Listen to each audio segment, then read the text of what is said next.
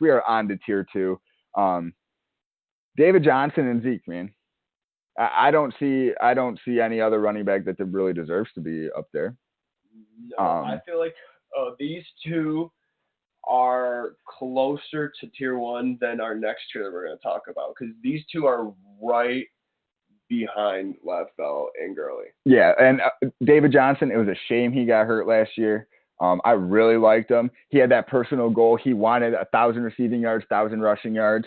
And I read it remains the same. He almost got there in 2016 too, by the way. Bro, he almost got there. He was a baller. He had 2,100 total yards, 20 touchdowns, and 80 grabs in 2016.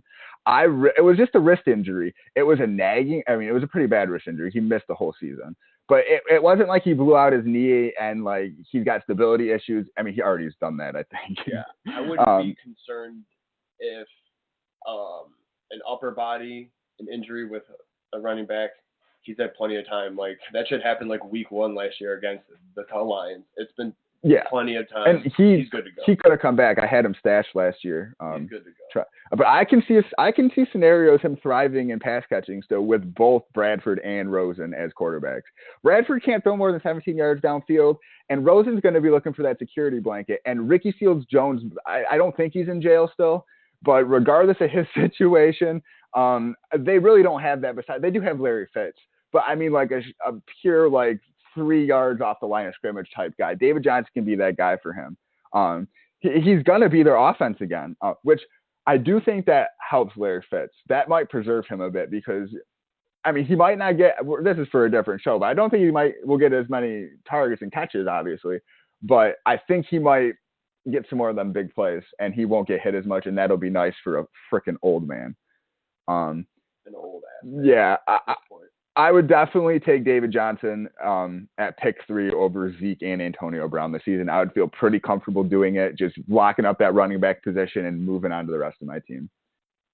But Zeke, week in and week out, you can count on Zeke for 80, 90 rushing yards every single week. So like that's just double digits every single week just in his rushing.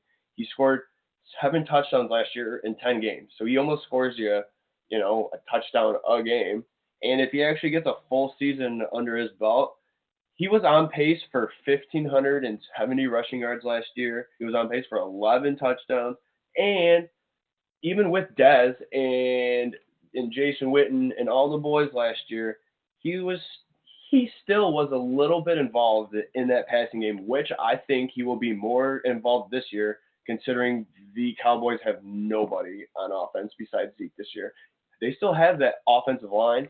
He will run behind. They have the worst receiving core in the league. It's not. I don't think it's even close, bro. Which is all more reason why I feel like if you were to catch 40, 50 balls next year, get 400 or 500 receiving yards, he will be in the mid-teens, like 15 total touchdowns, and with his rushing yards, he will be right up there.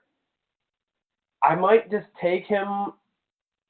I don't know. It's tough, but Zeke's right there with David Johnson. He doesn't offer the receiving upside, but if I had to bet my money, Zeke will lead the league in rushing yards this season. Oh, dude, he's going to get so much volume. So much volume. Touch Lev Bell this year. Because he's probably going to run the ball 330 times. Remember Marco Murray a couple years ago on the Cowboys? It's going to be the same shit. The only thing with him not being like a cornerstone in the pass game is we really don't know. I'd like to think that the Cowboys, I mean, they really didn't have a horrible season last year compared to the season before when they were like the best team in the NFC. Yeah. But so I think they might be somewhere hovering around where they finished last year. I think it was 9-7 or 7-9. I should know that being a Cowboys fan. They might be trailing in some games, and with Zeke not being a cornerstone in that pass game, that might affect some of his workload towards the end of games. You think? Like it could, but I just feel like if you're Dallas right now, after Zeke, who is their next best player? There's so many targets to go around. I just feel like even if he is if he has his issues in pass blocking or whatever, like you have to put him on the field when you need big plays because who else are you going to go to for big plays? You need him out there. So he might miss some blocks now and then. He might drop some passes or run some shitty routes, but I just feel like he is by far like their most skilled offensive player, and whether he can do it or he can't, they're gonna throw him out there because they don't have a choice. So you taking Zeke at pick 3? Gun to my head, I feel like. Oh, there's always a gun to your head on this show. Always.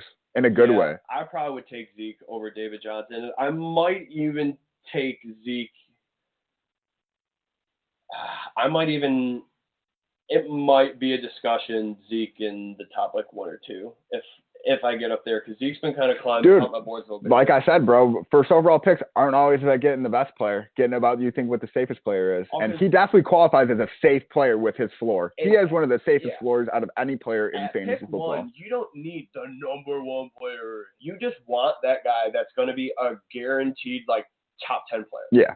And I feel like barring injury, if Zeke were to play 15 games next season, I don't know how he finishes outside the top 3-4 running backs. I understand he doesn't have the receiving upside potential as Gurley and Bell and David Johnson, but they don't run the ball like Zeke. They don't run behind a line like Zeke, and they won't score.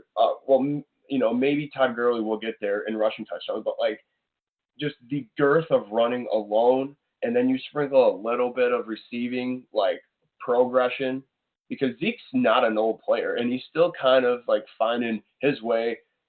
Dak, he's still growing. I feel like there's just potential that we haven't seen in Zeke yet, and once he starts catching the ball, look out.